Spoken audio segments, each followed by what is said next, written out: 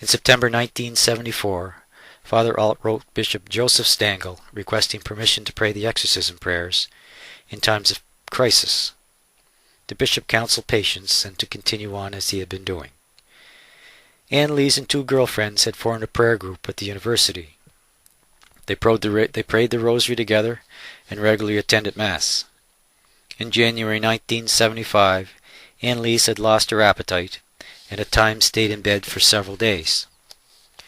Ann Lees's grandmother had died in May 1975, and only Russ Wither was home when she came to visit on weekends. Ann Lees related to Peter at this time that she kept hearing a voice which told her that she was eternally damned.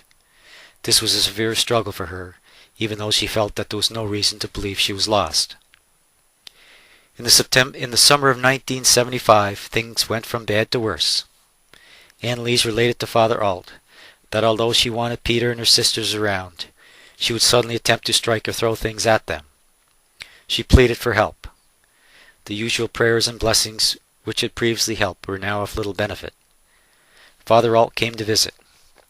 While praying the rosary, tears ran down Ann Lees's face, as she could not continue to pray.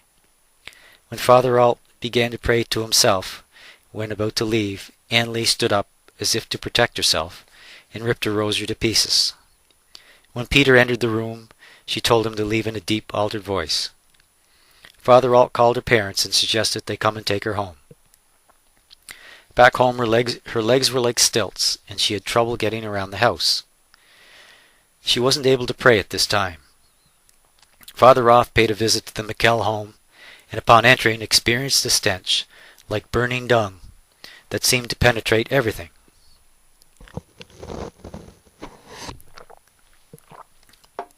Although Ann Lees was not aware that Father Roth was coming, she stated to her father beforehand, "Roth, that dog. He is also going to come." During Father Roth's visit, Ann Lees yelled for him to leave, and tore her rosary apart and threw the pieces on the floor. It was now the summer of 1975.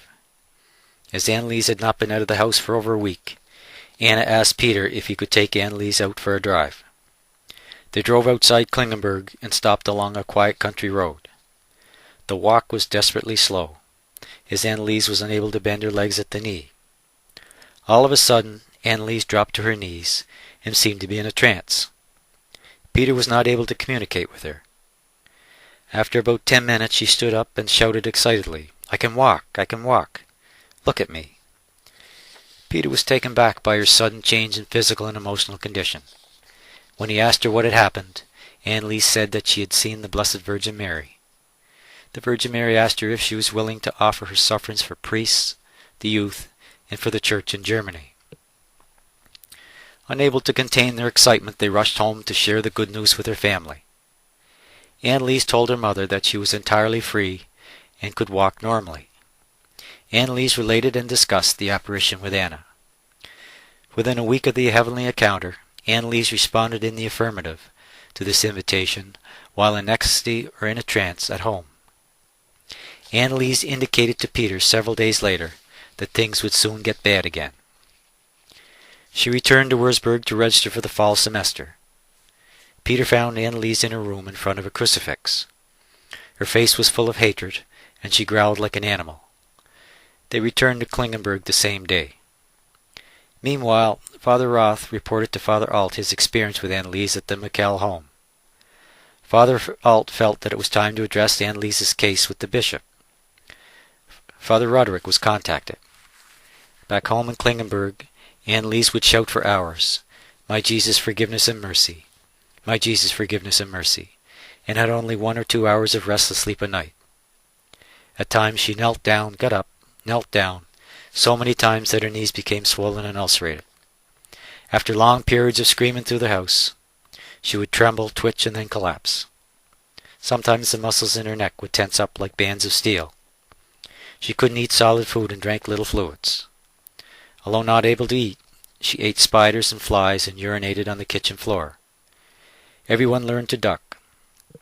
She ripped holy pictures off the wall, tore rosaries apart, and shattered a crucifix on the side of a bed. One time she rolled around in the coal dust and crawled into bed. Peter described an incident where Anneliese took an apple in one hand and effortlessly squeezed it, and the fragments exploded throughout the room. She later told Peter that August the 15th, the feast of the Assumption of the Blessed Virgin Mary, was the worst day she had ever experienced. She was unable to enter the church or pray. For some time the demons had tempted her with thoughts of suicide. Also at this time, Anneliese told Peter that her deceased grandmother and her sister came to comfort her. Oval wounds were visible on her feet. She was adamant that they were not self-inflicted. The family took turns watching over Anneliese and tried to stop her from injuring herself. The situation became unbearable. Father Alt and Father Roderick were contacted. In early September, Father Roderick decided to come and visit, to evaluate the situation firsthand. On arrival, Anneliese seemed to be in a hypnotic or trance-like state. Father Roderick asked, "What is your name?" To which she responded in a deep, altered voice, "Judas." When Father Roderick was about to leave, Anneliese came from the kitchen and slapped him on the face. After Father Roderick left, Anneliese could be seen playing the piano as if nothing had happened. Although Anneliese wanted to eat, there were times when she couldn't open her mouth or swallow. On one occasion after receiving Holy Communion, she could not swallow. This condition would come and go, much to her parents' concern. As Father Roderick was now convinced that Anneliese suffered from possession, a meeting was arranged in Aschaffenburg. Present were Father Roderick, Father Alt, Father Roth, and Father Habegar. They agreed that Father Alt would write the bishop and ask for formal permission to perform the exorcism. Father Roth thought that Father Arnold Renz would be a good choice, as he was a pious priest who resided nearby. Father Renz agreed to the request, subject to the bishop's permission. On September 16, 1975, Bishop Joseph Stangl, in a short, polite, and prayerful letter addressed to Father Renz, granted permission for the exorcism.